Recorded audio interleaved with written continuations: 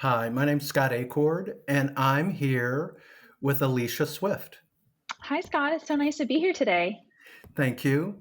Um, Now, we got connected through somebody we both know, and they have long COVID, and I know that you have been dealing with long COVID.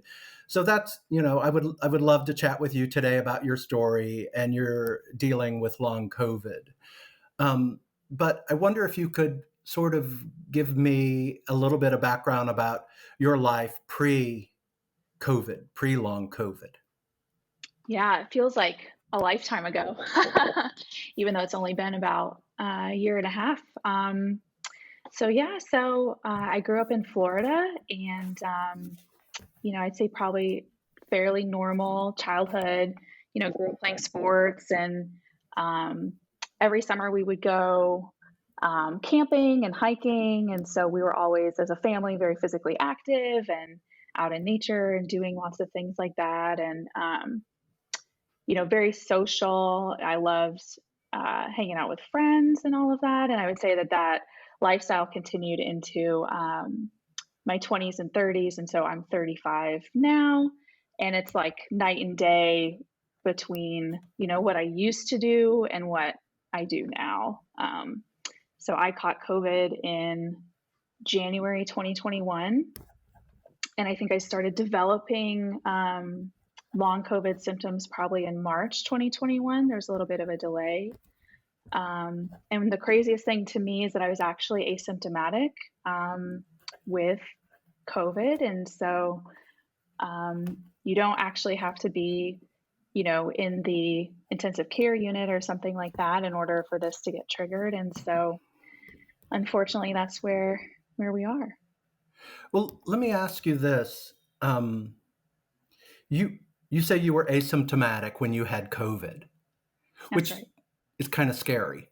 The fact that it seems like you had what appeared to be a mild case of COVID.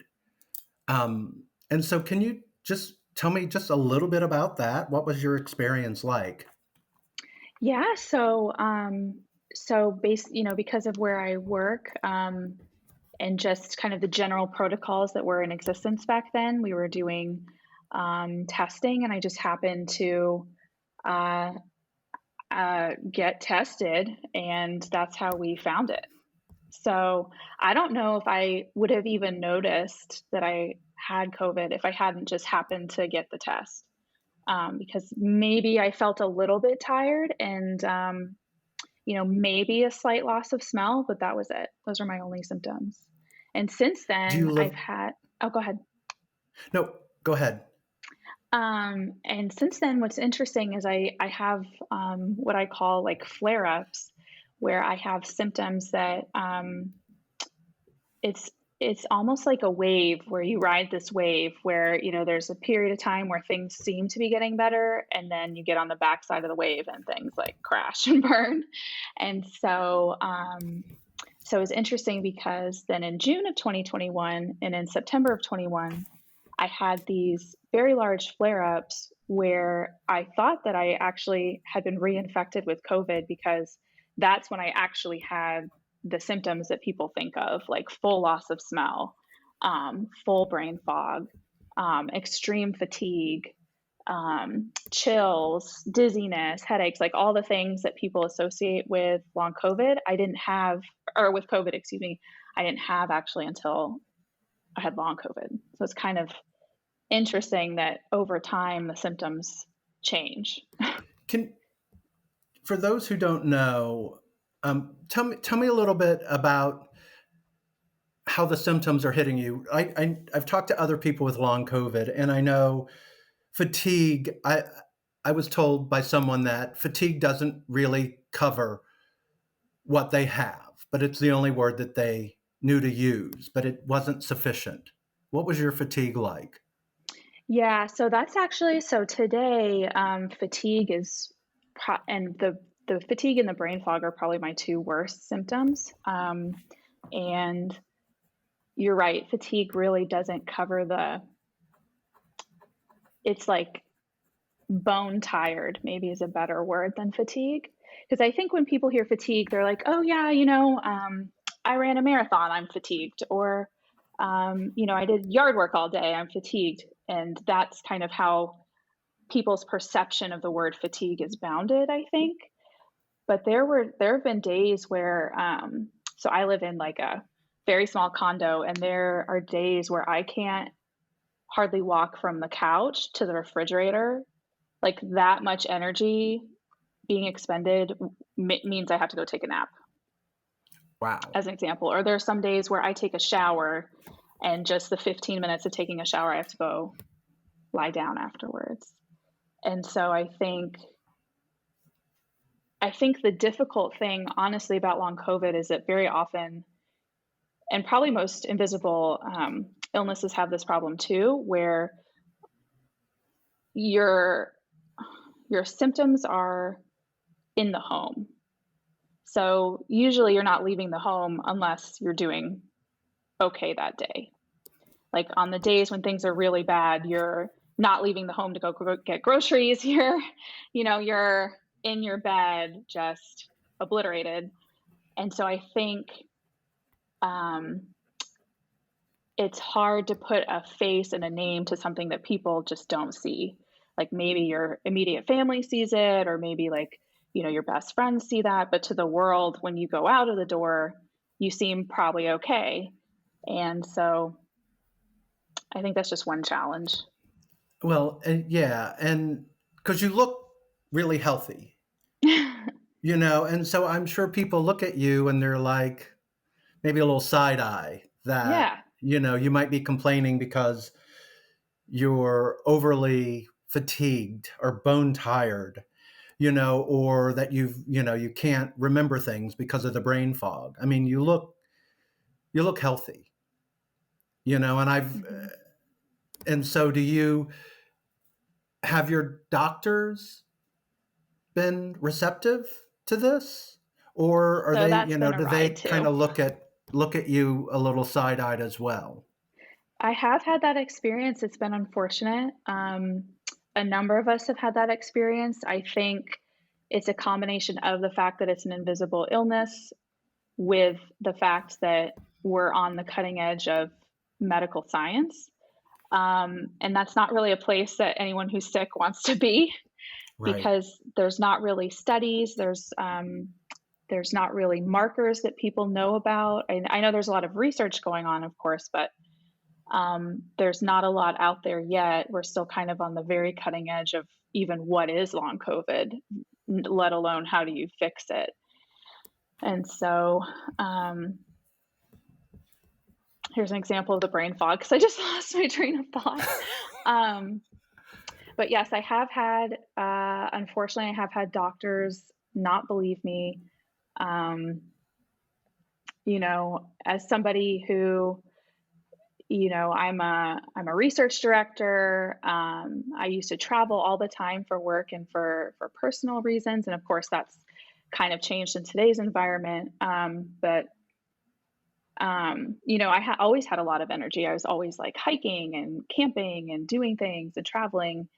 And for me to go to my doctor and say, I think there's something extremely wrong with me.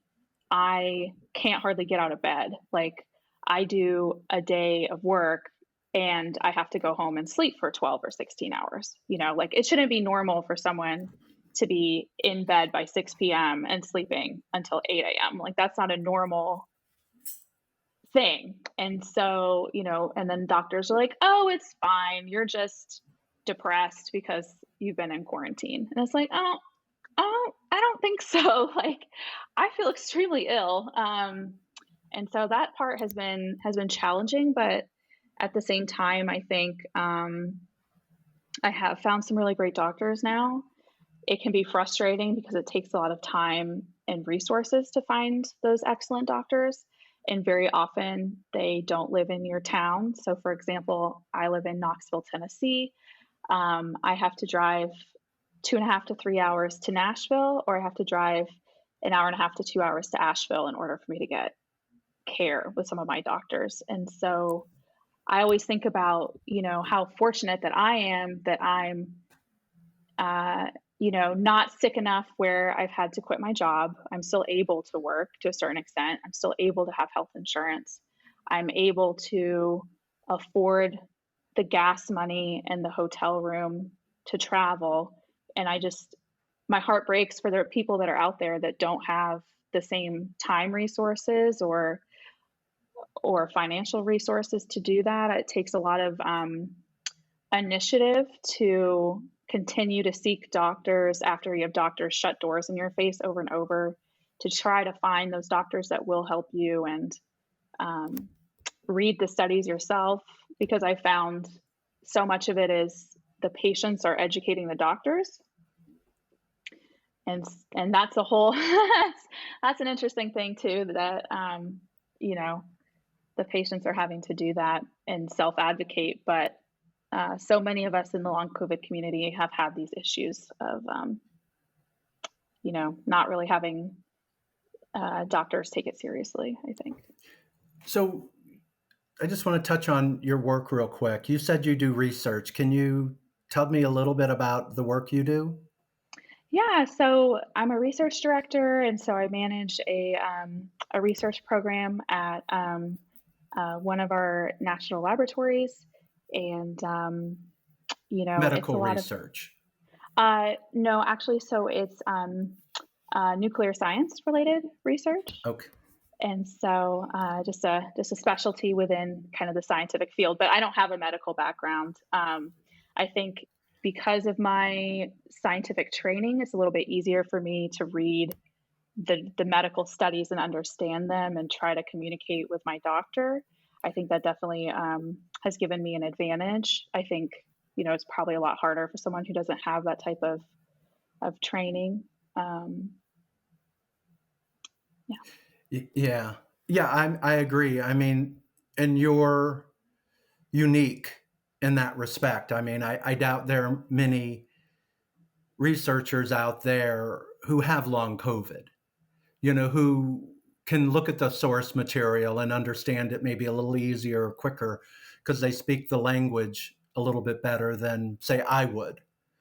I would probably have a much tougher time, if I wanted to educate myself about long COVID and the research being done. Now, And I are think there any? I was just going to add too, I think there may be more people out there than we think that have long COVID, and either they're just not aware or they're embarrassed, because there is, I think, a little bit of a stigma. Yeah, For better or worse, the pandemic has become very political. And so, in a lot of ways, it's easier just not to talk about long COVID, because you never know how someone's going to react to you. And um, I think too, if so, as a scientist, our job relies on years of training. For example, I have my PhD. It relies on the ability to make analytical decisions, and I think for people whose jobs rely on their ability to mentally function, it can be really hard to step forward and say, you know what, I'm struggling, because I think there could be fear of ramifications in the workplace. And I'm very fortunate. I have a very supportive work environment, and I've decided that it's very important for us to come forward, even if there is that stigma now, and even if there are, potential ramifications, because if we stay silent, then nothing will get better. right. To hear these first person stories, I also think are really important. It's unfortunate that you have to do this in order for things to change, maybe, but and it's coming from someone who is very educated and young and lived a vibrant physical life prior, and this is, I doubt you would shoot like, you know what? I'm done being active outdoors and all of that. You know what? I'm just gonna pretend to be bone tired and forget things. Yeah. No. Yeah. I choose to It's spend my life in bed. Yeah. do you live alone? I do. I do have a dog. Her name's Trixie. She's about 10 pounds. And I found out recently she's a Chihuahua mini poodle mix, and so she's just like a fluff ball. And so having her has been great, but it is challenging to live alone and be very ill. I'm very fortunate because my family lives in Knoxville, and so they've been so supportive and wonderful. And there were times where I couldn't drive myself to my appointments in Asheville and Nashville, and like my parents would help take me to my appointments and things. And so that's been wonderful. And I think that's one of the um, that having a support network is necessary for your mental health and when you're going through something like this, as well as your physical health. Yeah. It's nice to know that there's people who love you and will take care of you. But it is, every day after work, I have to figure out how I'm going to cook for myself. And, lately it's a lot of just frozen meals because that's quick and easy. Yeah. Um, Now I lost my train of thought. um, so, wow, I truly just had a big gap in my thought process here. Well, yeah, Was it about living alone and was it about my dog? well, I love that you're a dog person, and again, there are so many people out there who don't have the luxuries that you do, of having family nearby and having a supportive workplace, a supportive family, because a lot of people, again, as you said, because it's been so politicized, they may not want to speak out for fear of being ostracized from family or friends or whatever. And, um, and it's a shame. So, do you have, outside of your family, do you have a support group? What is, Yeah. are there So, others um, so that you, I was fortunate to go. So Nashville. I'm sorry. So Vanderbilt Medical has a long COVID clinic, and so that's how I ultimately got my diagnosis in December 2021. So it took me almost an entire year of illness before I even kind of had a label. Um, and it's interesting how having a label can be both scary but also a relief because I mean I thought I had leukemia. I mean I was you start going through the list of what could be causing this where I can't get off my couch for 3 weeks, like a solid 3 weeks. Um and so you go to some pretty dark places of like, am I dying?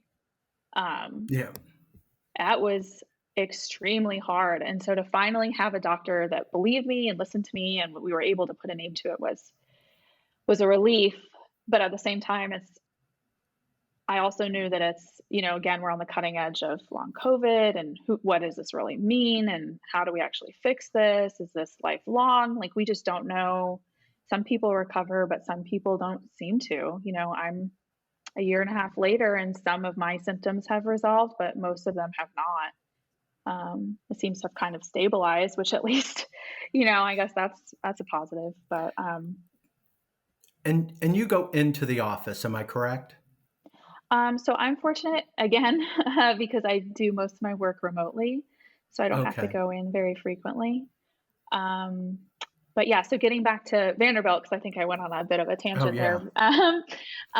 So there is a group, like a support group, and so they have meetings every week, and we have a group that has been really supportive. So all of us are going through this together. And very often, those are the only people who can truly understand like the depth of what we're going through. And so that's been really supportive from the standpoint that if someone's having a bad day, someone's probably having an okay day, and they can kind of help buoy everybody along. So we all kind of have our bad days, but then on our good days, we try to lift up the people that are having bad days. And so Yeah. I think relationships are extremely important in recovery. Yeah. Yeah. You want to you want to know that you're not alone. Mhm. And I'm sure initially you probably felt very alone. Oh, absolutely. And, you know, I think it's starting to get a little bit more press, but at the time, you know, no one was really talking about it. And so, it's actually, you know, now that I've started talking about it and decided, you know, I don't care about the stigma. I don't care about if there are repercussions, because it is important for us to talk about it. I've met more and more people now, like at work or other places, where they're like, "Oh yeah, me too. I have those problems."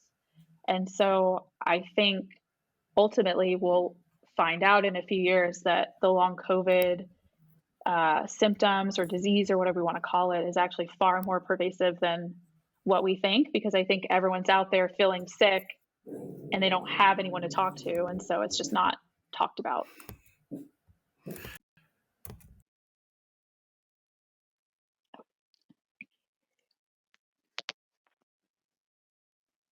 Oops, sorry. I That's muted okay. myself because my dog was growling. Oh, Sorry about that. that's okay. I don't know what, but so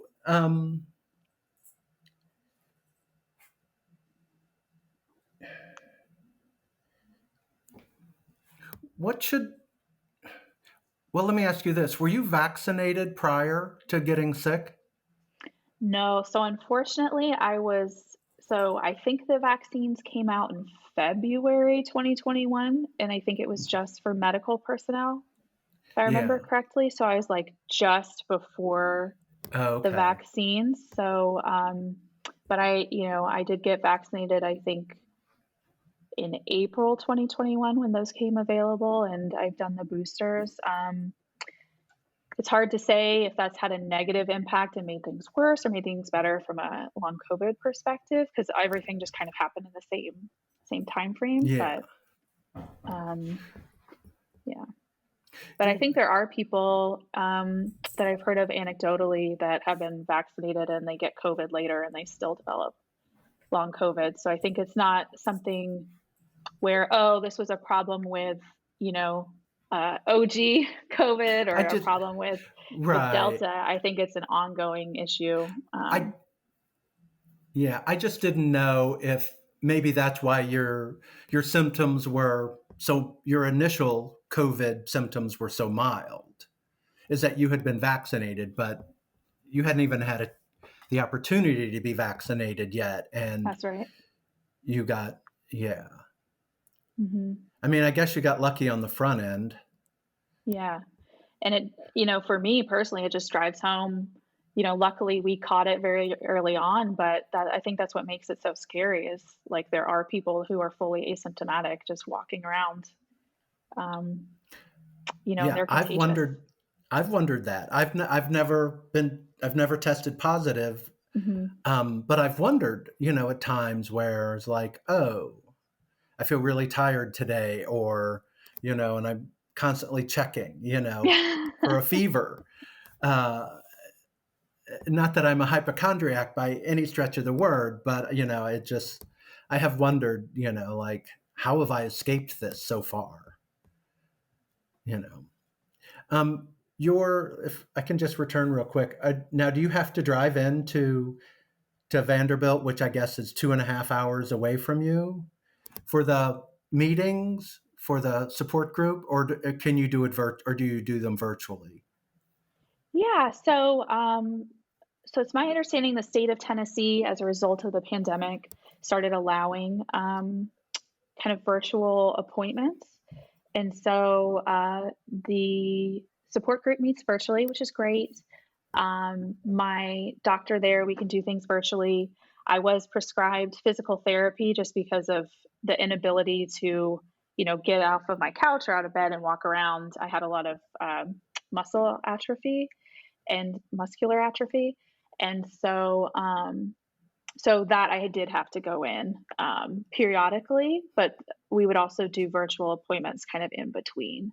So I have found that doctors are trying to kind of minimize the impact. I think, given that they're one of the only COVID clinics in the Southeast, they probably have a lot of people coming from a lot of different places. But I believe you have to be in the state of Tennessee in order to get virtual.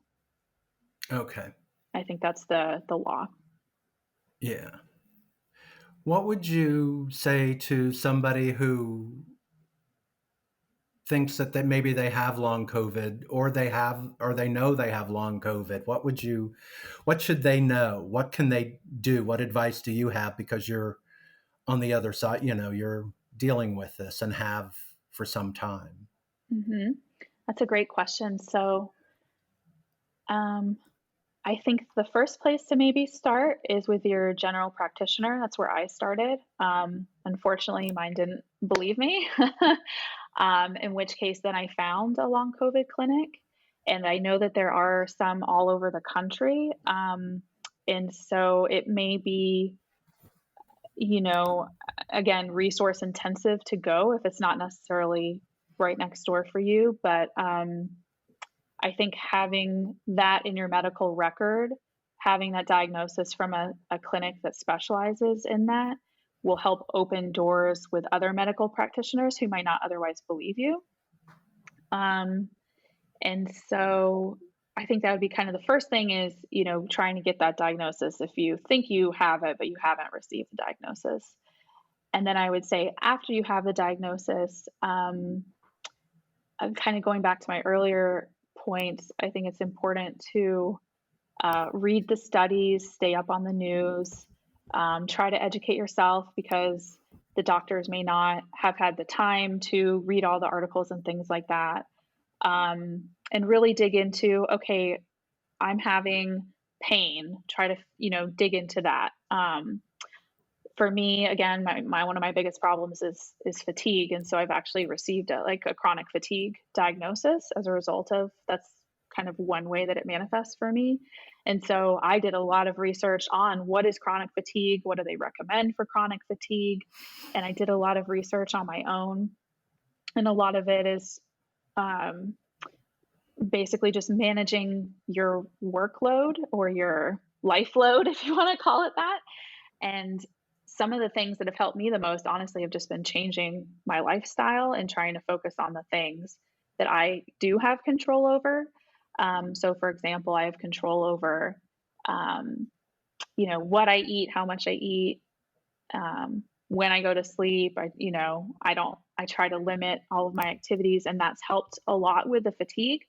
Again, it's maybe not fixing the problem, but it's at least helping me manage my symptoms. And so I think by trying to learn and read the news articles and talking to other people with long COVID and seeing, what worked for you. Do you have pain like I do? Do you have, blood clots like I do, et cetera, is really helpful. Yeah. Well, is there anything else people should know about long COVID that, you know, you're in it? So, Yeah, so one of my symptoms that is mind-boggling to me that I haven't mentioned yet is that since I've had COVID, I'm now allergic to like 30 different foods. wow. Um, I grew up having some minor allergies like hay fever and things like that, but never really food allergies. And now I just can't eat hardly anything.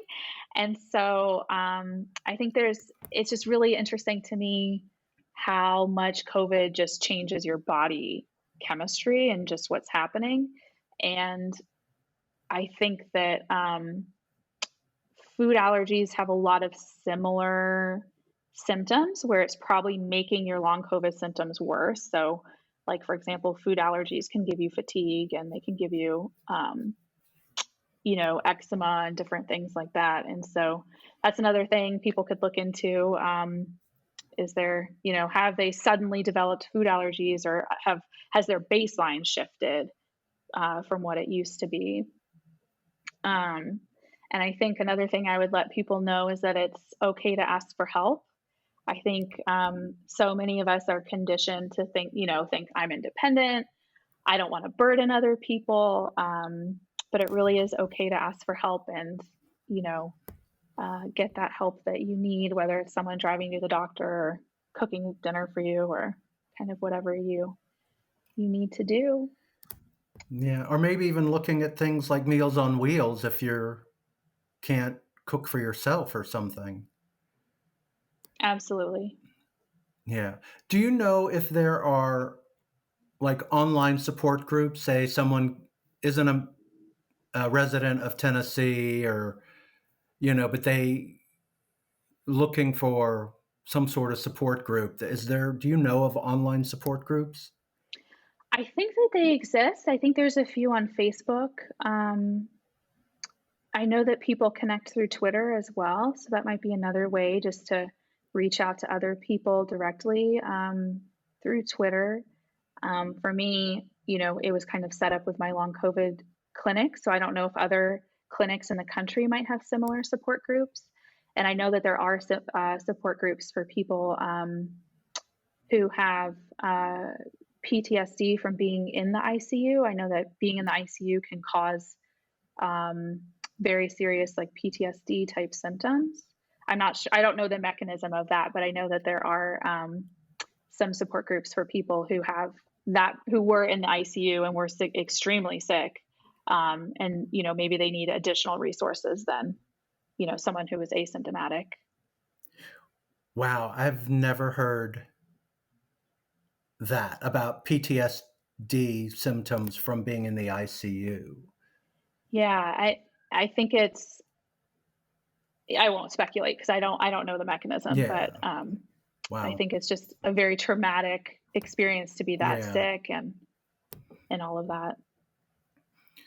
Well, I want to say thank you so much, Alicia, for sharing your story. I know it's a personal story, but I think that when people hear this, it will do a lot of good for them on multiple levels, whether they know that they're not alone or not crazy or, you know. So thank you.